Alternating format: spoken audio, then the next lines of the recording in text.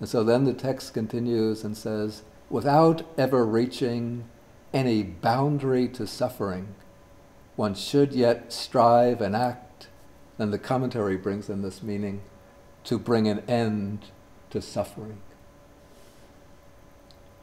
And so I got some sense of this just as we were talking this afternoon about where to launch projects to bring hunger relief. Like, we decided initially that we'll launch our projects in the Buddhist countries of Southeast Asia. So then somebody says, why not Africa?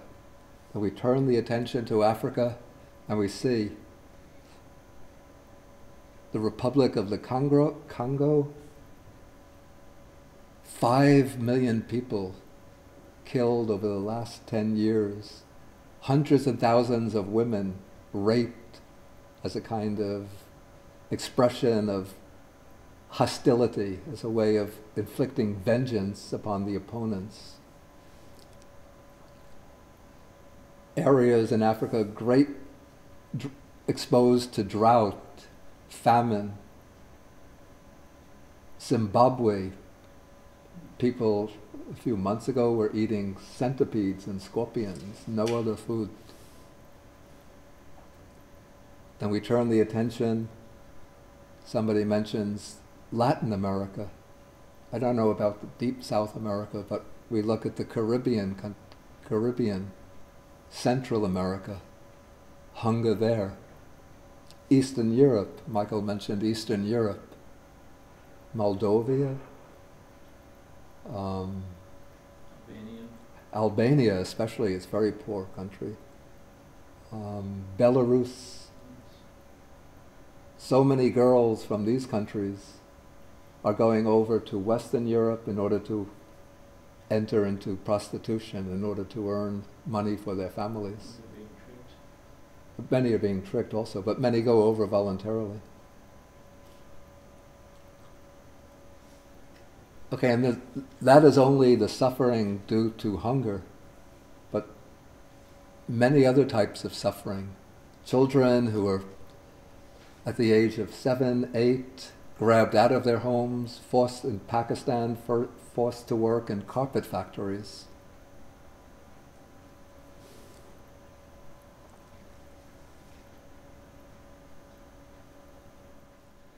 And so, not to speak of aeons and aeons in the future, but just looking over the world at the present, we see so many types of suffering in every continent. Even in America, people are prosperous, but when there's a lot of prosperity, then there are other types of suffering. Suffering, some from depression, some from anxiety, some from agitation, some from jealousy, envy. So physical suffering, psychological suffering, no end of suffering.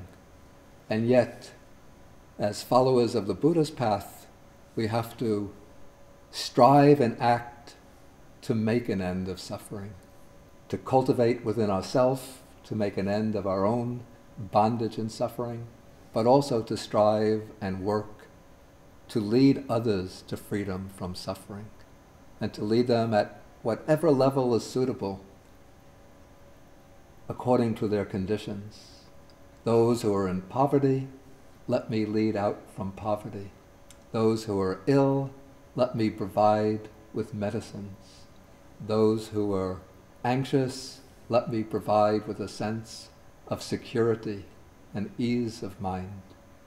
Those who are deluded, let me work to liberate them from their ignorance and delusion. Okay, this says, people cannot endure their own suffering.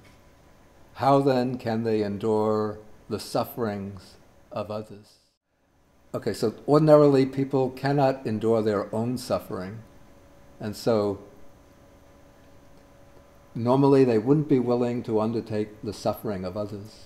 Of course, there are people apart from Buddhists who are willing to undergo suffering on behalf of others. Just I mentioned before the journalists who will go into Gaza Strip, other places where there's conflict, war, battles going on, or tyranny, dictatorships. They will go in with their video cameras and with their notebooks, tape recorders to find out the truth, even though they expose themselves to danger. And again, the example of Doctors Without Borders. So there are people without the Buddha's teaching who do expose themselves to suffering on behalf of others.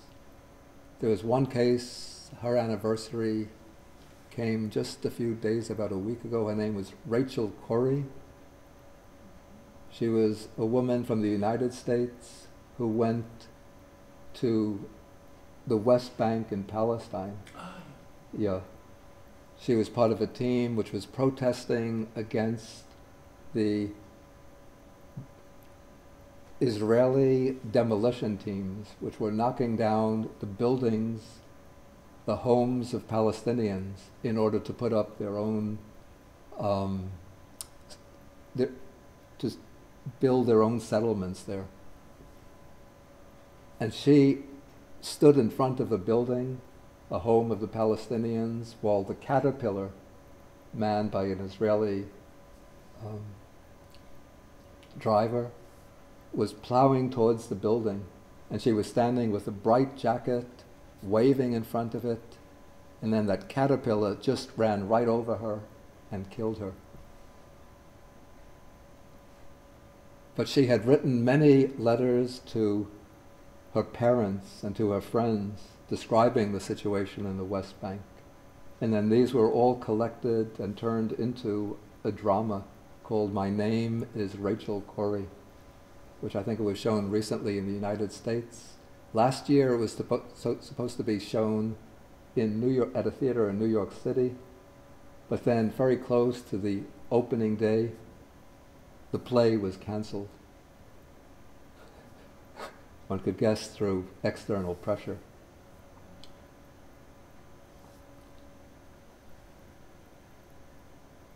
Okay, so we say normally people cannot endure their own sufferings. How then can they endure the sufferings of others? But in this life and in future lives, a bodhisattva puts himself in the place of others. Again, this is an extension of this idea of developing the view of a great view of self. In fact, this is the actual meaning of developing a great view of self. It's the view by which one places oneself, puts oneself in the place of others, so that one is able to identify with others. And so earlier today, when we were seeing the pictures of the different people in the Asian countries, when we see people living in extreme poverty, then the heart gets moved, some kind of soft center within the heart. When we see these children playing, and we see that they're living in such poverty, but they're still happy to some extent. They still have a sense of purpose in their own lives. And this gives us a feeling of identification with them, even though the culture is so different, our ages might be so different, our background might be so different. But when we see their pictures, just looking at the faces, then we feel that we could identify with them. And that stirs us on so that we want to do something to provide them with a real future, so that they don't have to live in the bleak conditions in which their parents have grown up, so they can have some hope of obtaining an education, and by obtaining an education, to have a life with secure material foundations. And by having secure material foundations, they can pursue other aims that will bring meaning and value to their lives. Then when we look at the pictures of the women, for example in Sri Lanka, who are growing the crops, working at the sewing machine, then we could feel a kind of mudita, an altruistic joy. Even though they're very simple people, but just getting the sense that our work is being beneficial to them in some way gives us first a sense of rejoicing in what we've accomplished, but we also feel the joy of these people in being able, especially the women, being able to earn a living in order to provide for their families, so that they don't have to just continue living in the most oppressive poverty without any hope for the future.